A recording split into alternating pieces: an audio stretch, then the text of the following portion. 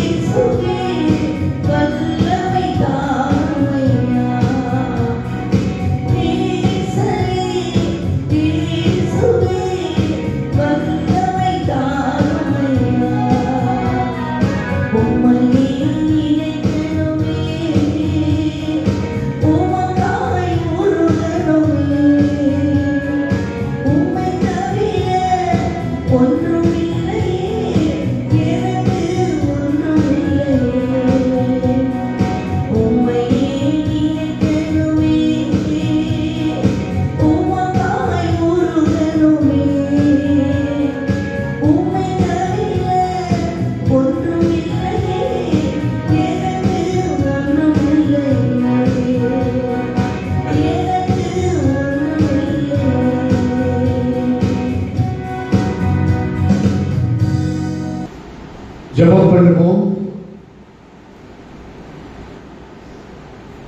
அன்புடைய ஆண்டவரே, பரிசுத்த பிதாவே ஸ்தோத்திரம். ஆண்டவரே ஸ்தோத்திரம். இந்த அருமையான ஆசீர்வாதமான மனமகிழ்ச்சி நாளை எங்களுக்கு கிருபையாக தந்திருக்கிறதுக்காக ஸ்தோத்திரம். எத்தனையோ பேருக்கு இல்லாத பாக்கியத்தை நீர் எங்களுக்கு தந்திருக்கிறதுக்காக நன்றி செலுத்துவோம். இந்த 2 நாட்களிலே நம்முடைய வேதத்தை தியானிக்கும்படியாக ஆண்டவரே நீங்கள் கிருபை பாராட்டுகிறதுக்காக ஸ்தோத்திரம். ஆண்டவரே வரத்தடைப்பட்ட மக்களை வருகிற நாட்களிலாவது அழைத்து வரும்படியாக வேண்டுகிறோம். வந்திருக்கிற எங்களோடு கூட திட்டவட்டமாய் பேசும் வேதத்தில் உள்ள சத்தியங்களை மறைப்பவர்களை எங்களுக்கு வெளிப்படுத்தும், விளக்கி காட்டும். எம்மாவூருக்கு போன சீஷர்களோடு கூட நீ கலந்து கொண்டு வேத வாக்கியங்களை விளக்கி காட்டின பொழுது அவர்களுடைய இருதயங்கள் கொழுந்து ஊட்டி எழுந்தது போல இந்த நேரத்தில் எங்கள் இருதயங்களும் கொழுந்து ஊட்டி எறியும்படியாக கிரியை செய்யும். இந்த நேரத்தை எங்களுக்கு ஆசீர்வாதமாக மாற்றித்தாரும், மோட்சமாக்கித்தாரும். இயேசுவின் இனிய நாமத்தை கெஞ்சி கேட்டுக்கொள்வோம். அன்புள்ள பிதாவே, ஆமென். இந்த 2 நாட்களிலே நாம் இயேசுவின் சோதனையை குறித்து தியானித்துக் கொண்டு வருகிறோம். 7ஆம் நாளிலே நமக்கு கர்த்தர் கொடுக்கும் செய்தி மத்தேயு சுவிசேஷம் 4ஆம் அதிகாரம் 2ஆம் வசனம். அவர் இரவும் பகலும் 40 நாள் உபவாசமாக இருந்த பின்பு அவருக்கு பசி உண்டாயிற்று. நான் மறுபடியும் வாசிக்கிறேன். அவர் இரவும் பகலும் 40 நாள் உபவாசமாக இருந்த பின்பு அவருக்கு பசி உண்டாயிற்று. இந்த வசனத்திலே 2 காரியங்கள் சொல்லப்பட்டிருக்கிறது. உபவாசம், பசி. உபவாசம் என்பது வேற, பசி என்பது வேற. உபவாசம் உணவு இருந்தும் உண்ணாமல் இருப்பது. பசி உணவு இருக்காது, சாப்பிட பசி இருக்கும். பசியை ஏதாவது சாப்பிடலாமா இருக்கும், ஆனால் உணவு இருக்காது, சாப்பிட பசி. அதனால் அப்போஸ்தலனாகிய பவுல் சொல்லும் போது, நான் அநேக முறை உபவாசத்திலும் இருந்திருக்கிறேன், பட்டினியிலும் இருந்திருக்கிறேன், பசியிலும் இருந்திருக்கிறேன். உபவாசம் என்பது வேற, பசி என்பது வேற. இங்கே இந்த வசனத்தை நாம் என்ன பார்க்கிறோம்? இன்றைக்கு நாம் தியானிக்க போவது, இயேசு பசியாக இருந்தார் என்ற தலைப்பில் இன்றைக்கு நாம் தியானிக்க போகிறோம். இயேசு பசியாக இருந்தாரா? ஆமாம், இயேசு பசியாகத்தான் இருந்தார். நமக்கு இருந்த எல்லா உணர்ச்சிகளும், மாம்சத்தில் இருக்கிற எல்லா உணர்ச்சிகளும் இயேசுவுக்கும் இருந்தது. இயேசு பசியாக இருந்தார், தாகமாக இருந்தார், களைப்படைந்தார், நித்திரையாக இருந்தார். இப்படி மாம்சத்திலே இயேசு கிறிஸ்து எல்லா வகையிலும் அவர் சோதிக்கப்பட்டார். கர்த்தர் என்ன சொல்றது? எபிரேயர் 4:15 எல்லா விதத்திலும் நம்மை போல சோதிக்கப்பட்டும் பாவம் இல்லாதவனாக இருக்கிற பிரதான ஆசாரியரே நமக்கு இருக்கிறார். இயேசு கிறிஸ்து எல்லா நமக்கு என்னென்ன சோதனைகள் இருக்கிறதோ, நமக்கு என்னென்ன சோதனைகள் வருகிறதோ, அதே போலத்தான் இயேசுவுக்கும் எல்லா வகையிலும் சோதனைகள் வந்தன. எல்லா வகையிலும் அவர் சோதிக்கப்பட்டார். இப்பொழுது பசி வருகிற நேரத்திலும் பிசாசு இயேசுவை சோதித்தான். ஆதாம் ஏவாளை அப்படித்தான். ஆதாம் ஏவாள் அவங்க அப்படித்தான். சாப்பிடுகிற விஷயத்தில் தான் பிசாசு சோதித்தான். நம்முடைய வாழ்க்கையில் அதிகமாக அநேகர்கள் சாப்பிடுகிற விஷயத்தில் சோதனை, துன்பம்.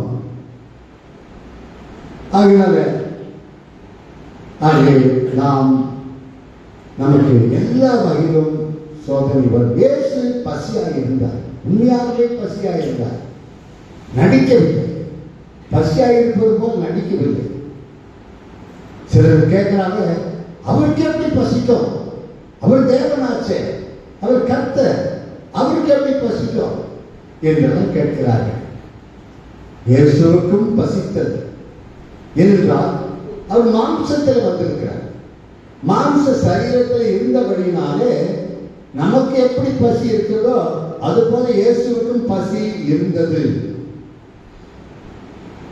ஆனாலும் கூட பசியாக இருந்தால் பிசாசு கல்லுகளை அப்பங்களாக்கி சாப்பிட சொன்னான். கர்த்தர் அதை சாப்பிடவில்லை, அப்படி செய்யவில்லை, அப்படி சாப்பிடவில்லை. பசியா இருக்கிறார், சாப்பிட்டு இருக்கலாம். பசியா இருக்கும்போது சாப்பிடுறது தவறு இல்லை. பசி என்றால் 10 பறந்துடும் என்று சொல்லுவாங்க. பசி இருந்தால் என்ன கிடைக்கிறோ, எது கிடைக்கிறோ, என்ன இருக்கிறதோ, அது ருசியா இருக்கோ இல்லையோ, எப்படி இருந்தாலும் பசியா இருந்தா சாப்பிட்டு. பசியா இருந்தா ஏழைகள் இன்னைக்கு எத்தனை பேர் பசியினாலே வாடுகிறார்கள், பசியினாலே சாகிறார்கள். சாப்பிட சாப்பாடு இல்லாமல் சாகிறார்கள். அதனால தான் திருடி கூட சாப்பிட்டு விடுகிறார்கள். திருடி சாப்பிடுகிறார். ஏன்? அவ்வளவு பசி. அப்படி இயேசுவுக்கும் பசி இருந்தது. இயேசுவுக்கு நமக்கு இருக்க எல்லா உணர்ச்சிகளும் இயேசுக்கு இருந்தது. எல்லா விதத்திலும் இயேசு சோதிக்கப்பட்டார். அந்த பசி நேரத்தில் கூட சாப்பிடாமல் அதை ஆவிக்குரிய பிரகாரமாக ஆத்ம பசி ஆண்டவர் அதை மாற்றிவிட்டார். அவருக்கு இருந்தது, அவருடைய நோக்கம் எல்லாம் மக்களை ரட்சிக்க வேண்டும். அந்த நோக்கமே மக்களை ரட்சிக்க வேண்டும். அதுதான் அவருடைய பசி. இயேசு தாகமாயிருந்தால்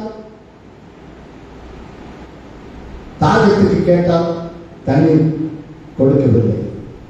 சிலுவையில் விட தாகமாயிருந்தால் தாகமாயிருக்கிறேன் என்று சொன்னார், தண்ணீர் கொடுக்கவில்லை, காடி கொடுத்தார்கள். அதை விட அவர் குடிக்கவில்லை.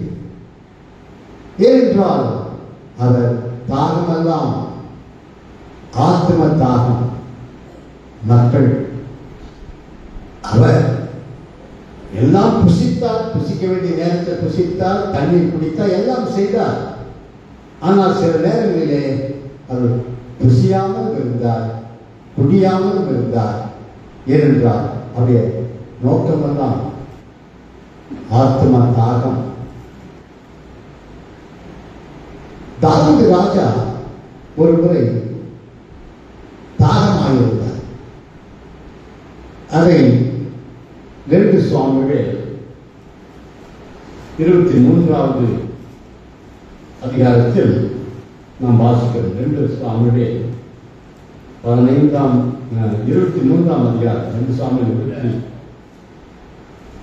23ஆம் அதிகாரத்தில் நாம் வாசிக்க நேரமில்லை, அதை நான் அப்படியே சொல்லிவிடுகிறேன். 2 சாமுவேல் 23வது அதிகாரத்தில் அங்கே 15 வாசிக்க நேரமில்லை. ஆனால் அங்கே தாவீது இஸ்ரவேல் ஜனங்களுக்கு விரோதமாக அங்கே பெலிஸ்தர் பாளையம் இறங்கியிருந்தார்கள். அப்பொழுது இஸ்ரவேல் ஜனங்களும் பாளையம் இறங்கியிருந்தார்கள். அப்போது தாவீதுக்கு தாகமாக இருந்தது. ஆனால் இஸ்ரவேல் ஜனங்களுக்குள்ளே பாளையத்திலே தண்ணீர் இல்லை. பெலிஸ்தர் மத்தியிலே பாளையம் இருந்தது, தண்ணீர் இருந்தது. பெலிஸ்தர் பாளையத்தில் தண்ணீர் இருந்தது. அங்கே எப்படி போவது? அங்க போய் தண்ணீர் கொண்டு வர முடியும்? அங்கே போனால் கொன்று விடுவார்கள். ஆனாலும் துணிந்து 3 பலசாலிகள், பராக்கிரமசாலிகள் துணிந்து சென்று தண்ணீர் கொண்டு வந்தார்கள். அந்த தண்ணீரை தாவீது குடிக்கவில்லை. அங்க என்ன வாசிக்கிறோம்? அங்கே 15ஆம் வசனத்தை வாசிங்கள்.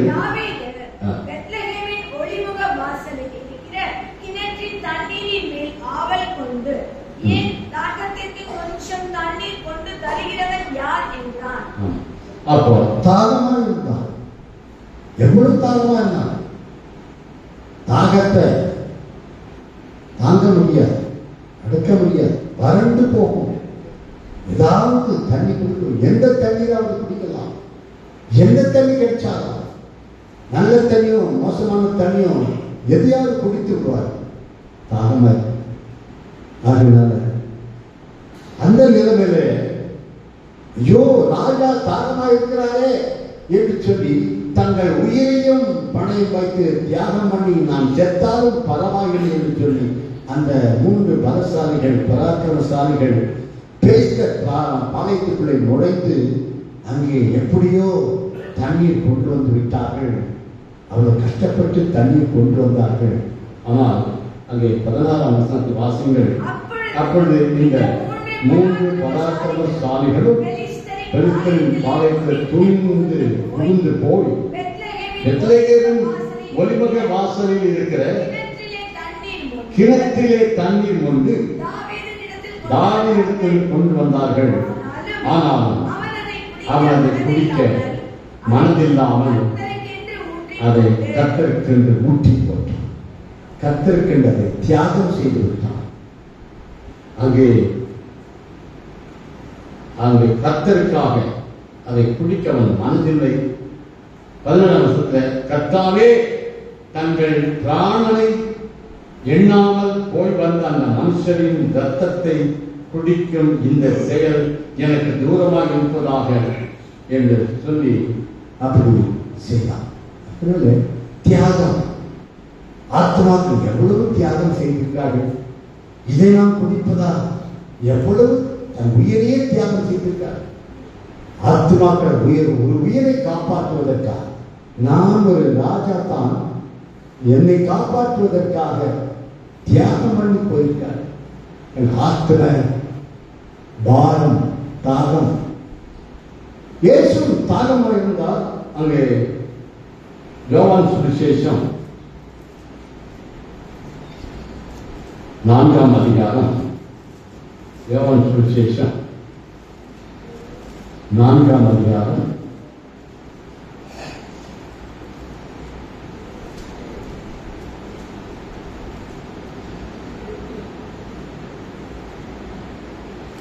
'அதில் நாம் என்ன வாசிக்கிறோம்?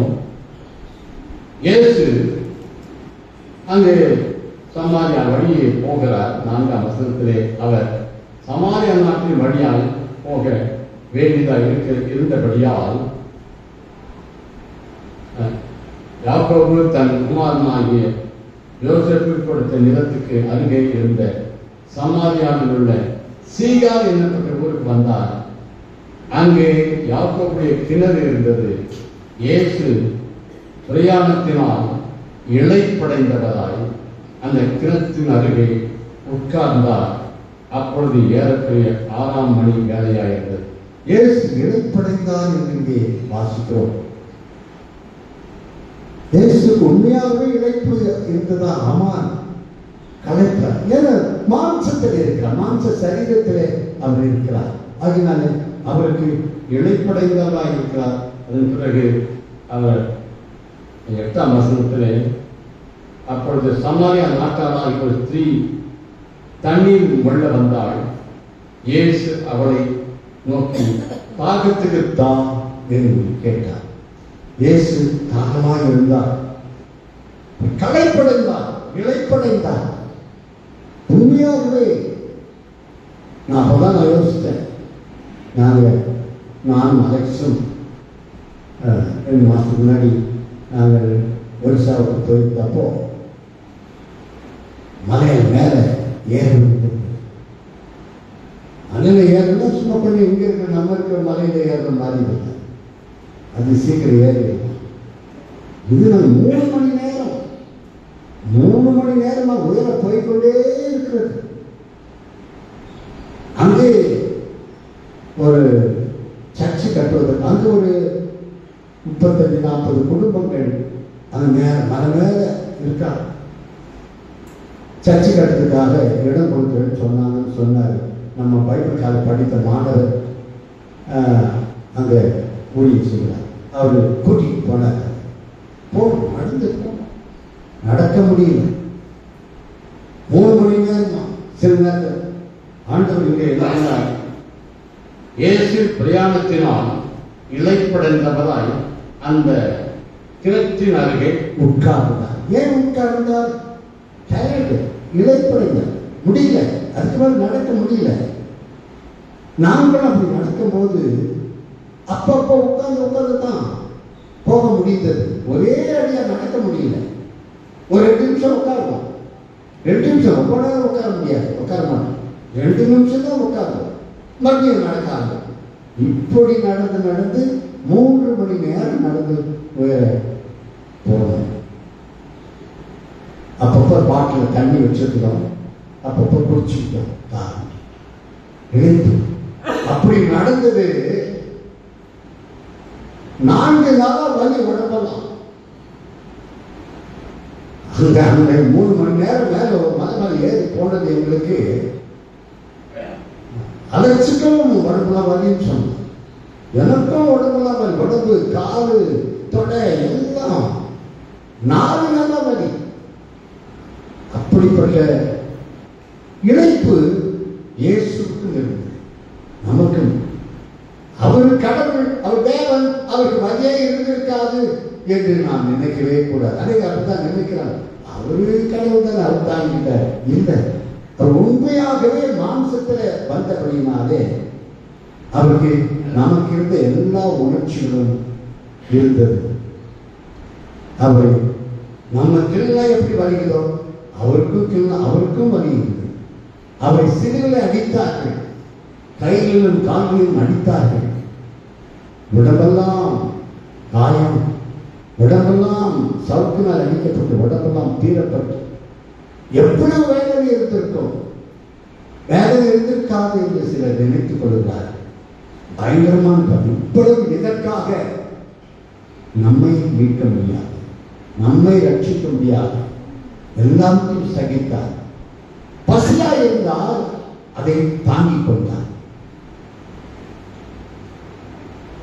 அங்கே கட்டளை வசனம் என்ன கூறுகிறது? மத்திய சுவிசேஷம் 5ஆம் அதிகாரத்திலே, மத்திய சுவிசேஷம் 5ஆம் அதிகாரம் 6ஆம் வசனத்தை வாசியுங்கள். நீதியின் மேல் பசிதாகம் உள்ளவர்கள் பாக்கியவான்கள், அவர்கள் திருப்தி அடைவார்கள்.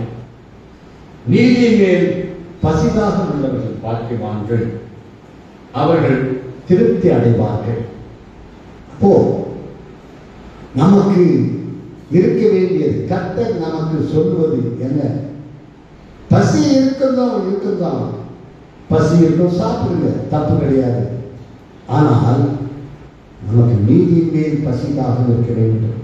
நாம் நீதியாய் நடக்க வேண்டும், உண்மையாய் நடக்க வேண்டும், உத்தமமாய் நடக்க வேண்டும், கர்த்தருக்கு பிரியமாக நடக்க வேண்டும் என்ற ஒரு நீதியின் மேல் ஒரு பசிதாக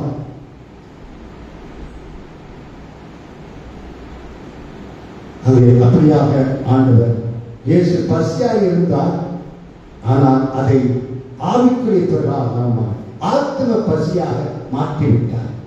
பசியை போக்கிக் கொள்வது.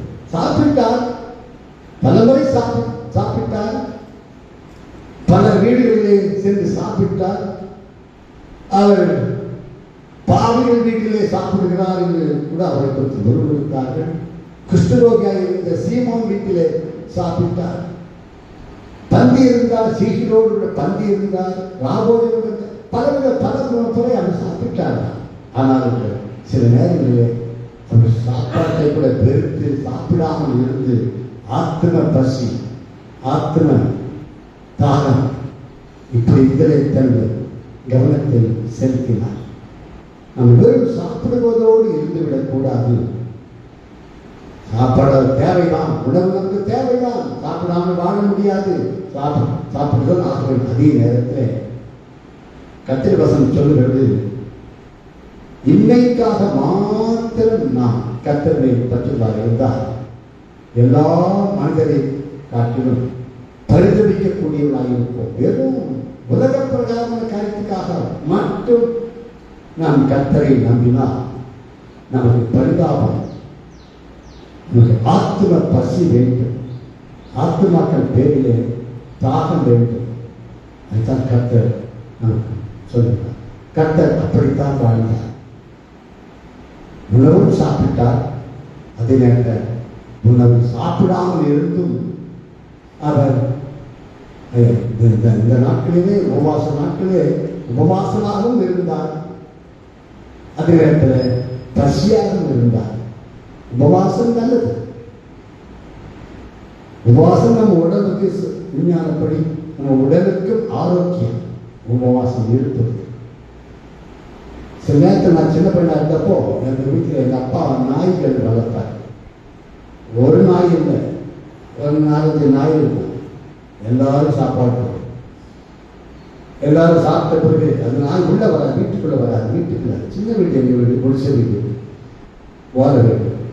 அது நாய் வீட்டுக்குள்ள நாங்கள் சேர்க்க மாட்டோம், வெளியே தான் இருக்கும். நாங்கள் எல்லாரும் சாப்பிட்டு வெளியே கண்டிப்பாக வெளியே வருவோம். வரும்போது எல்லாரும் ஒரு பிடி கொண்டு வந்து எங்கள் அண்ணன் தம்பி தங்கச்சி எல்லாருமே கொண்டு வந்து அம்மா எல்லாரும் கொண்டு வந்து நாய் இப்படி வைப்போம். சில நேரத்தில் இந்த நாய் சாப்பிடாது. எவ்வளோ சாப்பாடு கொண்டாந்து வச்சாலும் தொடவே நாயே கிட்டவே போக. ஏன் பாருங்க இந்த மாதிரி சாப்பிட மாட்டேன் நாயின்னு கேட்டால் எங்கள் அப்பா சொன்னாரு, உண்ணாவிரதமா? உண்ணாவிரதம் என்னது? அது எப்பாவது அடிக்கடி சில நேரங்களில் சாப்பிடாமல் இருக்குமா? உண்ணாவிரதம். நாய்க்கு கூட தெரிந்திருக்கிறது உபவாசம், உண்ணாவிரதம், உபவாசம். இது நம்ம உபவாசம் சிலர் எடுப்பதில்லை. உபவாசம் இருப்பது நமக்கு உடலுக்கே நல்லது, உடல் ஆரோக்கியத்துக்கே நல்லது. அது மட்டுமல்ல, உபவாசம் ஆவிக்குரிய ஜீவத்துக்கும் நல்லது. ஆத்ம உபவாசம், ஆத்மாவின் பேரிலே அங்கே தத்தவசம் என்ன சொல்லுது? அங்கே அந்த யோவான் தண்ணீர் இயேசு கேட்டார். அந்த சமாரிய ஸ்திரியை பார்த்து தாகத்துக்கு தா, 8ஆம் வசனத்தில் கடைசியில தாகத்துக்கு தா என்றார். ஆனால் நான் எல்லாம் பார்க்கிறேன், அந்த வசனத்தை எல்லாத்தையும் அந்த அதிகாரம் முழுதி பார்க்கிறேன், தண்ணியே கொடுக்கல அந்த பொண்ணு. தண்ணி கேட்டார். ஏன் கேட்டார்? சும்மா கேட்டாரா? தாகமாக இருந்தார். கொஞ்சம் தாகம், ரொம்ப தாகம், இளைப்படைந்தவராய் களைப்படைந்தவராய் நடக்க முடியாமல் உட்கார்ந்து விட்டார். உண்மையாகவே முடியாமல் உட்கார்ந்தார். உண்மையாகவே தாகமாக இருந்தார். தண்ணி கேட்டார். கடைசி வரைக்கும் அந்த அம்மா தண்ணி கொடுக்கவே இல்லை. அந்த நேரத்தில் ஆண்டவர் ஆவிக்குரிய பிரகாரமாக அதை மாற்றிவிட்டார். அங்க என்ன வாசிக்கிறோம்? அந்த சீசனுக்கு போய் சாப்பாடு கொண்டாட போயிருந்தாங்க.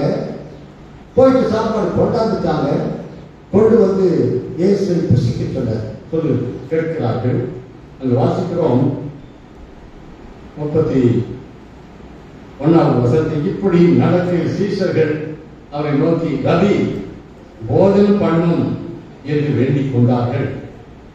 அதற்கு அவர், நான் புசிப்பதற்கு நீங்கள் அறியாத ஒரு போஜனம் எனக்கு உண்டு என்றார்.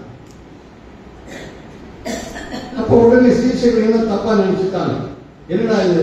அப்ப சீசர்கள் ஒருவரை பார்த்து, யாராவது அவருக்கு போஜனம் கொண்டு வந்திருப்பானோ என்றார். இவர் கஷ்டப்பட்டு சாப்பாடு உணவு கொண்டு வந்தார்கள். ஆனால் நீங்கள் அறியாத வேறொரு போஜனம் இருக்கிறது என்று அவர் சொன்னார். அது என்ன போஜனம்? 34ஆம் வசனத்தை வாசியுங்கள். இயேசு அவர்களை நோக்கி, நான் என்னை அனுப்பினவருடைய சித்தத்தின்படி செய்து அவருடைய கிரியையை முடிப்பதே என்னுடைய போஜனமாக இருக்கிறது. என்னுடைய போஜனம் என்ன? சாப்பிடுறது மட்டும் இல்லை, என்னை அனுப்பினவருடைய சித்தத்தின்படி செய்து அவருடைய கிரியையை முடிப்பதே என்னுடைய போஜனமாக இருக்கிறது. அதனால நம்முடைய வாழ்க்கையில நாம் உணவு அவசியம்தான், சாப்பிடலாம். ஆனால் ஆத்துமாக்கள் ஆத்தும பசி இருக்கிறதா? கர்த்தருக்காக பிரியமாக வாழ தேவ சித்தத்தை நாம் செய்ய வேண்டும். தேவ சித்தத்தின்படி நாம் வாழ வேண்டும். அதுதான் நம்முடைய பசியாக இருக்க வேண்டும்.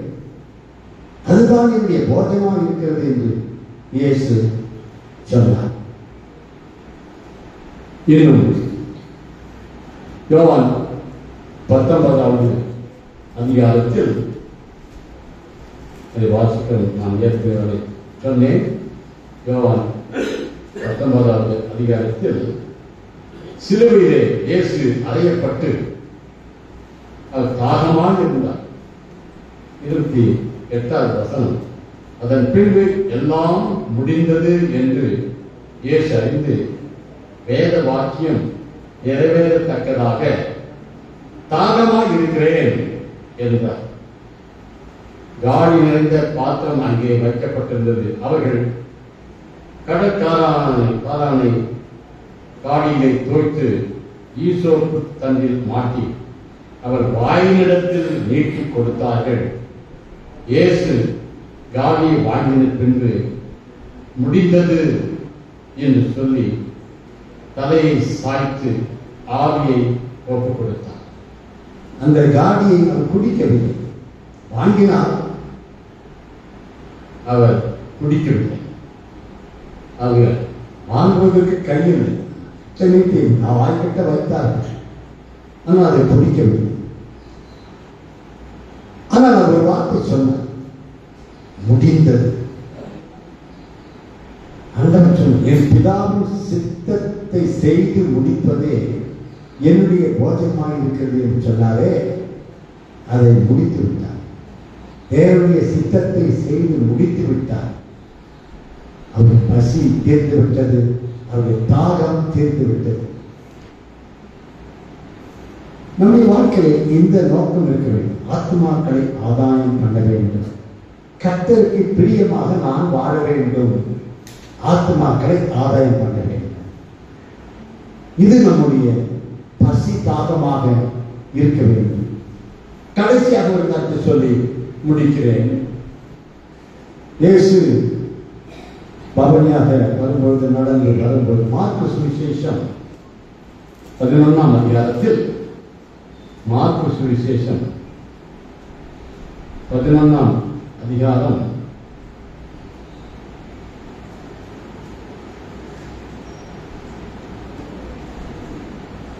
12ஆம் வசனத்தில், மறுநாளிலே அவர்கள் பெத்தானியாவிலிருந்து புறப்பட்டு வருகையில் அவருக்கு பசி உண்டாயிற்று. இயேசுவுக்கு பசி, சும்மா இல்லை, உண்மையாவே பசி. அப்போ தூரத்தோடு அத்தி மரத்தை பார்க்கிறாரு. சரி, அத்தி மரத்துல அத்தி பழம் இருக்கும், சாப்பிடலாம் போறாரு. கிட்ட போனா அத்தி மரத்துல விதைகள் தான் இருந்ததை தவிர கனி ஒன்று கூட இல்லை. கனி இல்லாததுனால இயேசு என்ன செய்தார்? அந்த அத்தி மரத்தை சபித்து விட்டார். உடனே அந்த அத்தி மரம் பட்டு போயிற்று. இயேசுவின் பசியை தீர்க்க நிலைமையிலே அந்த மரம் இல்லாதபடினாலே ஆண்டவர் சபித்தார். இதில் ஆண்டவர் ஒரு சத்தியத்தை வைத்திருக்கிறார். மரத்து மேல ஆண்டவருக்கு கோபம் இல்லை. இதன் மூலமாக நமக்கு ஒரு எச்சரிப்பு. நாமும் கனி கொடுக்கவில்லை என்றால், கனி கொடாத மரமெல்லாம் வெட்டுண்டு அக்கினியிலே போடப்படும் என்று இயேசு சொன்னார். நாம் கனி கொடுக்க வேண்டும் என்று விரும்புகிறார். இயேசுவின் பசியை தீர்க்க வேண்டும். கனி கொடுப்பது என்று சொன்னால் நாம் கர்த்தருக்கு பிரியமாக வாழ்வது, அதுதான் கர்த்தருக்கு கனி கொடுப்பது. நம்முடைய வாழ்க்கையை பார்த்து மற்றவருடைய வாழ்க்கை மாற்றப்பட வேண்டும். மற்றவருடைய பசியை, ஆத்ம பசியை தீர்க்க வேண்டும். அப்படித்தான் நாம் வாழ வேண்டும் என்று சொல்லி தேவன் விரும்புகிறார். அப்படி நாம் கனி கொடுக்காதவர்களாக இருந்தால், எப்படி அத்திமரத்தை ஆண்டவர் சபித்து போட்டாரோ அதுபோல அவருடைய அந்த நம்முடைய வாழ்க்கை கூட சபிப்பார். அத்திமரம் பட்டு போயிற்று. ஆண்டவர் அவர் நம்ம சபிக்கிற தேவன் அல்ல, நம்மை அழிக்கும்படியாக விரும்பவில்லை. நாம் கனி கொடுக்க வேண்டும் என்றுதான் விரும்புகிறார். நாம் கர்த்தருக்கு பிரியமாக வாழ வேண்டும், மற்றவருடைய பசியையும் தீர்க்க வேண்டும். கர்த்தருக்கு பிரியமாக வாழ்வது ஆண்டவருடைய பசியை போக்குவது. ஆண்டவருடைய பசியை போக்குவது எது? நாம் கர்த்தருக்கு பிரியமாக வாழ்ந்து நம்மை பார்த்து அநேகர் இயேசுவை ஏற்றுக்கொள்வார்களே, அதுதான் இயேசு பசியை தீர்ப்பது. இயேசு பசியாக இருந்தார். இன்றைக்கு இயேசு இன்றைக்கும் பசியாக இருக்கிறார். நாம் கனி கொடுக்க மாட்டோமோ? எனக்கு பிரியமா நாம் பிதாவின் சித்தத்தை செய்து முடிக்கிறோமா? கர்த்தருக்கு பிரியமாக வாழ்கிறோமா என்று நம்ம ஆராய்ந்து பார்த்தோம். மாம்சத்திலே, மனுஷியத்திலே நாம் இஷ்டம் போல நம் மாம்சமும் மனசும் விரும்பினபடி நாம் வாழாதபடிக்கு பிதாவின் சித்தத்தை கர்த்தருக்கு பிரியமாக வாழ நாம் கண்களை மொழி கத்தலுக்கு நாம் ஜெபம் பண்ணுவோம். தேவ சமூகத்தில் தாழ்த்து. உங்களில் யாராவது 2 பேர் நம்மை ஜெபத்தில் நடத்த முடியாது கேட்டது. யாராவது 2 பேர் நம்மை ஜெபத்தில்